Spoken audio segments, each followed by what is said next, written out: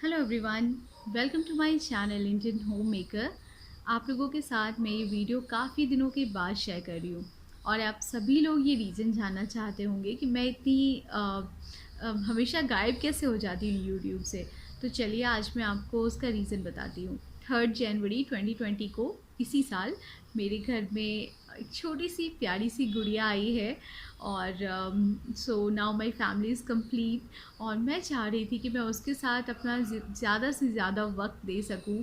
So YouTube से थोड़ा सा ब्रेक लिया था और यही रीज़न है कि मैं बहुत ज़्यादा वीडियोस अपलोड नहीं कर रही थी। और इसके बाद क्या हुआ कि मैं अपने होम टाउन चली गई थी जो कि बिहार में है।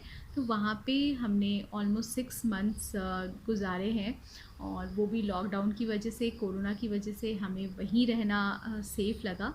सो हम लोग वहीं पे थे। तो वहाँ से मैंने कुछ वीडियोस आपके लिए अपलोड किया था और इसके बाद 7 सितंबर को मैंने सोचा कि अब मुझे ट्रैवल करना है दिल्ली के लिए, क्योंकि मेरे हस्बैंड यहाँ पे थे और वो 6 मंथ से अकेले रह रहे थे। तो इस वीडियो के थ्रू मैं आपको ये बताना चाहती हूँ कि अगर आप भी सोच रहे हैं अपने बच्चे के साथ ट्रैवल करना बाय फ्लाइट, तो आपको कौन से चीज़ों का ध्यान रखना चाहिए। तो सबसे पहली चीज़ कि मैंने अपने बच्चे के साथ अकेले ही ट्रैवल किया है और इसके लिए मैंने कुछ चीज़ों का ध्यान रखा था। सबसे पहली चीज़ कि मैंने एक बेबी करियर ख़रीदा, जो बेबी को कैरी करने वाले बैग्स होते हैं वो। और मैं यहाँ पे पिक्चर्स अटैच कर दूँगी, आप देख सकते हैं। वो काफ़ी यूज़फुल हो जाता है, जिसमें आप अपने बच्चे को आसानी से कैरी करते हैं और आपका दोनों ही जो हाथ है वो फ्री रहता है। तो सो दैट आपको बोर्डिंग पास निकालना है या आईडी कार्ड निकालना है या मोबाइल यूज़ करना है तो आपके हाथ फ्री हैं। दूसरी चीज़ ये कि आपको बेबी का जो फूड है, फॉर्मूला मिल्क है या फिर जो भी बेबी फूड है, उसे तैयार कर लेना चाहिए। तो मैं जब एयरपोर्ट आई थी तो मेरे मम्मी पापा मुझे ड्रॉप करने आए थे। तो उस वक्त पे उन लोगों ने ही मुझे बेबी फूड वगैरह तैयार करके दे दिया था, मिल्क तैयार करके दे दिया था, सो दैट मैं बच्चे को आसानी से पिला पिला सकूं जब उसे भूख लगे। और वैसा मैंने एक सेपरेट बैग बनाया जिसमें मैंने बेबी के डायपर्स रखे, कुछ कपड़े रखे और फॉर्मूला मिल्क वगैरह रखा था, सो दैट मैं बेबी को फीड करा सकूं। जब आप अकेले ट्रैवल करते हो तो आपके लिए दो तीन चीज़ें काफ़ी मुश्किल भरी होती हैं कि आपको कितना सामान कैरी कैसे करोगे। आप अपने जो आपका 20 kg का बैग होता है, चेक इन बैग, उसे आप कैसे कैरी करके ले जाओगे।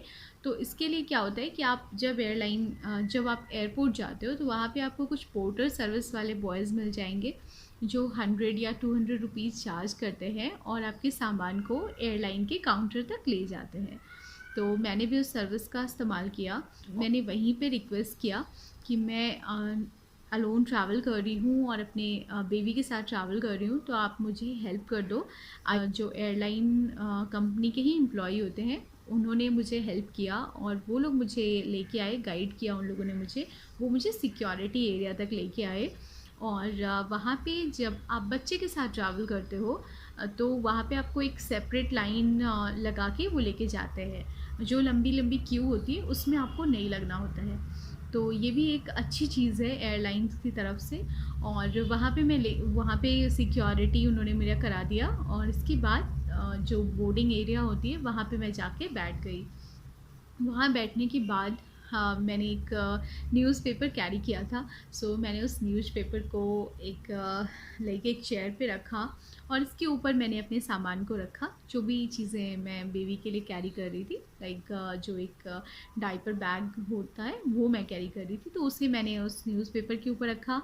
और इसके बाद मैंने बेबी को फीड कराया और वो काफ़ी इन्जॉय कर रही थी वहाँ पे सब लोगों को देख के। सो ठीक ठाक टाइम पास हो गया वहाँ पे।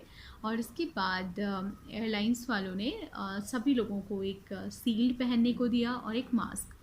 सो मास्क, सील्ड और एक सैनिटाइज़र टाइप का था जो हैंड रब होता है, वो भी उन्होंने दिया था। तो वो सारी चीज़ें मुझे भी पहनना था। सो वो सब कुछ पहनने के बाद हम लोग फ़्लाइट में जाके बैठे। और हाँ, फ़्लाइट के लिए भी उन्होंने मुझे हेल्प किया। एयरलाइन का ही एक स्टाफ था जिसने मेरा सामान लिया और वो मुझे फ़्लाइट तक पहुंचा के आया। सो इफ़ेक्टिवली मुझे कोई दिक्कत नहीं हुई पटना में और वहाँ पे उन लोगों ने मुझे काफ़ी हेल्प किया। मैं फ़्लाइट के अंदर सेफ़ली बैठ गई और तब तक क्या हुआ कि बेबी सो गई। आई डोंट नो कैसे, भगवान की ही कृपा है कि वो सो गई, वो आराम से सो गई और वो सोते सोते दिल्ली आ गई। एक पटना से दिल्ली का जो ट्रैवल टाइम है वो 1 आवर 30 मिनट्स का है। सो वो सोते सोते दिल्ली आ गई और इसके बाद दिल्ली में मैंने अपने एक को पैसेंजर से हेल्प लिया और मैंने अपने केबिन लगेज को नीचे उतारा और फिर मैं लेके बेबी को आई। और हाँ, ये इतनी इतनी देर की जर्नी में मैंने अपनी बेबी को बेबी करियर बैग से नहीं निकाला था। सो मैंने ये चीज़ की थी कि उसे मुझे कहीं भी नीचे नहीं रखना है, किसी भी सरफेस पे उसे टच नहीं होने देना है, उसे अपने पास ही रखना है। सो ये सब कुछ करते हुए फिर मैं दिल्ली आई और यहाँ पे मुझे थोड़ी परेशानी हुई क्योंकि लाइक फ़्लाइट से निकल के आपको लगेज एरिया तक जाने के, अगर आपने T3 टर्मिनल यूज़ किया है तो आपको पता होगा ये चीज़ें होती हैं वहाँ पे। सो मैं फिर लगेज एरिया में आई, वहाँ पे फिर मैंने पोर्टर सर्विस को कॉल किया और उन्होंने मुझे हेल्प किया। वो मेरा सामान लेके लाइक जो पार्किंग होता है वहाँ तक वो मेरा सामान लेके आए। वहाँ पे मेरे हस्बैंड आ गए थे और उन्होंने मुझे रिसीव कर लिया। सो दिस इज़ हाउ मैं पटना से दिल्ली अकेले बच्चे के साथ पहुँच गई। तो उसमें मैं कुछ चीज़ों को मेंशन करना चाहती हूँ कि जो चीज़ें आपको कैरी करनी चाहिए वो ये है कि सबसे पहले तो आपको स्प्रे सैनिटाइज़र यूज़ करना चाहिए। ये देखिए, ये इस तरह का है और आपको कभी भी लगता है कि आपने किसी भी चीज़ को टच किया है, लाइक एयरलाइन में जब आप बैठते हैं तो अपने सामान को रख रहे होते हैं, या आपने बोर्डिंग पास टच किया है, या आपने अपने आईडी कार्ड को दिखाया है, इसके जस्ट बाद आप अपने हाथों को सैनिटाइज़ करिए प्रॉपरली। दूसरी चीज़ कि आप अपने बच्चे को किसी भी चीज़ को टच मत करने दीजिए और हर 10 मिनट पे आप उनके हाथों को भी सैनिटाइज़ कर दीजिए, क्योंकि बच्चों की आदत होती है वो अपने हाथ को मुंह में रख लेते हैं और उंगली चूसते रहते हैं, तो वो ठीक नहीं है। इसलिए आप अपने बच्चों को भी सैनिटाइज़र का इस्तेमाल कराइए और इसके बाद आप खुद को मेंटली रिलैक्स रखिए कि आपको कुछ नहीं होगा। आपने अपनी तरफ से पूरा प्रिकॉशन लिया है और आप सेफ़ली जहाँ जाना चाहते हैं वहाँ पहुँच जाएंगे। सो इन सभी चीज़ों का ध्यान रखते हुए आप भी अपने ट्रैवल को प्लान कर सकते हैं। अगर आपको ये वीडियो पसंद आता है, आपके लिए वीडियो किसी भी तरह से हेल्पफुल होता है तो मुझे ज़रूर बताइएगा। और हाँ, अब मैं मिलती हूँ आपसे एक अगले वीडियो के साथ, तब तक के लिए बाय बाय, टेक केयर।